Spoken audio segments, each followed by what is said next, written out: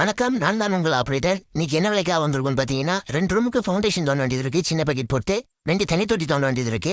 அதை தான் எப்படி தோண்டிருக்கோங்கிற இந்த வீடியோவில் பார்க்க போகிறோம். காலையிலேயே நமக்கு ஒரு பெரிய சம்பவத்தை உண்டு பண்ணிட்டாங்க. அதையும் பார்த்துருக்கோம் நம்ம இந்த வீடியோவில். சைட்டுக்கு வந்தாச்சு, ஆல்ரெடி மார்க் பண்ணிட்டாங்க.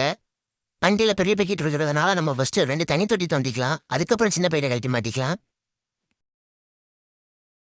ஒருவேளை இப்போ நம்ம 2 தனி தொட்டி தோண்டியாச்சு. தனி தொட்டியெல்லாம் நல்லா ஃபினிஷிங் எடுத்தாச்சு. அடுத்து சின்ன பையில கழட்டி மாட்டி நம்ம ரூமு தோண்ட ஆரம்பிச்சிக்கலாம்.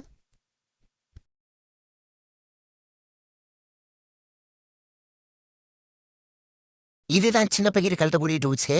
கழட்டி மாட்டிடலாம். இதில் தாங்க நமக்கு ஒரு பெரிய சம்பவம் நடந்து போச்சு. என்னன்னு பார்த்தீங்கன்னா, ஜேசிபி ஸ்டாண்டில் மொத்தமாக ஒரு 10 வண்டி விடுவோம். அதில் ஜேசிபி பக்கெட்டை எடுத்து வரன்னு இழுத்த மறந்தாப்புல கேஸ் வண்டிக்காரங்க, அதாவது வேற ஒருத்தவங்க பக்கெட் எடுத்துகிட்டு வந்துட்டேன்.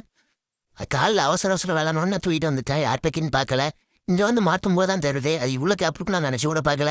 சிம்மு கட்டினா கூட குயிக் கிராஸாக தான் வரும். அவ்வளோ கேப் இருக்குது. காலர் பின்னு போகிற அளவுக்கு.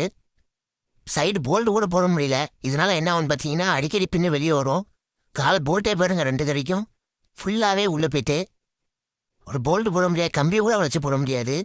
இன்னைக்கு வேறு வழியில் இதை வச்சு தான் தோண்டி ஆகணும். ஏன்னு பார்த்தீங்கன்னா, கிட்டத்தட்ட ஒரு 5 கிலோமீட்டர் தூரம் இருக்கும் நம்ம பக்கெட் இருக்கிற இடத்துக்கும் வண்டி ஓட்டுற சைட்டுக்கும். வேறு வழி இல்லை, இதை வச்சு தான் தோண்டி ஆகணும். குழி வேற கிராஸாக வரும், அதான் பிரச்சனை. ஒரு வழியை தோண்டி முடிச்சாச்சு. குழி கிராஸாக இல்லாமல் எந்த அளவுக்கு இவ்வளோ கேப் இருந்துச்சுன்னா நம்ம பைப்லைன் தோண்டலாம், கேபிள் லைன் தோண்டலாம். மற்றபடி வேற எதுக்கு நான் தோட்டத்தில் ஓட்டிக்கலாம். ஆனால் அதே இது வீடு கட்டுறதுக்கு ஃபவுண்டேஷனுங்கும் போது இவ்வளோ கேப் வச்சு ஓட்டக்கூடாது. ஏன்னு பார்த்தீங்கன்னா, சைடு குழி கிராஸாக போகும். இதனால் ஃபவுண்டேஷனே மாறிடும். அளவு முடிஞ்ச அளவு நம்ம திறமையெல்லாம் காட்டி ஓரளவுக்கு குழியை நேராக கொண்டு வந்தாச்சு. ஏன்னா இவ்வளோ கேப் இருக்கும்போது நம்ம ஃபவுண்டேஷனை நேராக எடுக்க முடியாது. நீங்கள் இவ்வளோ கேப் வச்சு சிம்ம கட்டாமல் ஃபவுண்டேஷன் தோண்டிருக்கீங்கன்னா மறக்காமல் கம்மலு சொல்லிட்டு போங்க. இதில் ஒரு பெரிய பிரச்சனை என்னன்னு பார்த்தீங்கன்னா, அடிக்கடி பின்னு வெளியே வந்துடும். அடிக்கடி கீழே இறங்கி தட்டி விடுறதே பெரிய வேலையாக இருக்கும்.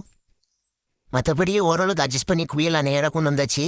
அதுவும் கரெக்டாக இருந்துச்சு. டேப் பிடிச்சி இழக்கும்போது நீங்கள் யாரும் இனிமேல் ட்ரை பண்ணாதீங்க.